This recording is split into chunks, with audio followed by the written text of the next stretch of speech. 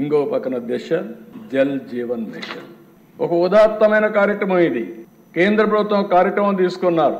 ప్రతి ఒక్క ఇంటికి కొళ్ళాయి ద్వారా నీళ్లు ఇవ్వాలి, ట్యాప్ ద్వారా నీళ్లు ఇవ్వాలి. దీనికి 45% కేంద్రం ఇస్తుంది, 45% రాష్ట్రం పెట్టుకోవాలి, 10% బెనిఫిషరీ పే చేయాలి. దీనివల్ల ఎక్కడైతే సస్టైనబుల్ సోర్స్ ద్వారా ఎక్కడైతే నీళ్లుంటాయో ఎప్పటికీ అలాంటి రిజర్వాయర్స్ నుంచి తీసుకోవాలని చెప్పి పెట్టారు. ఇది గాని వచ్చుంటే నీటి సమస్య పరిష్కారం అయ్యేది, కంటామినేషన్ ఉండేది కాదు. ఈస్ట్ గోదావరి, వెస్ట్ గోదావరి ఉంది, చేపల చెరువులు వచ్చాయి, నీళ్లు తాగడానికే అవకాశం లేని పరిస్థితి వచ్చింది.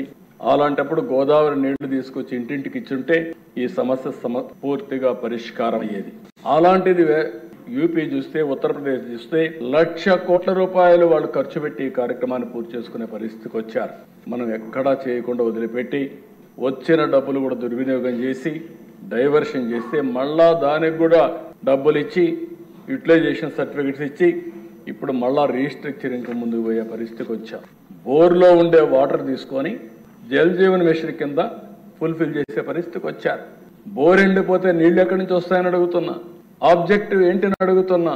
అంటే నీ ఇష్టం వచ్చినట్టు చేసి ఏం చేసినా జరిగిపోతుంది, ఎవరు అడగలేరు అనే దుర్మార్గమైన ఆలోచనతో ముందుకు పోయే పరిస్థితికి వచ్చారు. ప్రయోగాలతో విద్యా వ్యవస్థని సర్వనాశనం చేశారు. ఒక జీవో తీసుకొచ్చారు, 4 కిలోమీటర్లు ఇది పెట్టి 1, 2, 3 పెట్టి ఇవన్నీ డివైడ్ చేసి కడాన డ్రాప్ అవుట్స్ విపరీతంగా పెరిగే పరిస్థితికి వచ్చింది.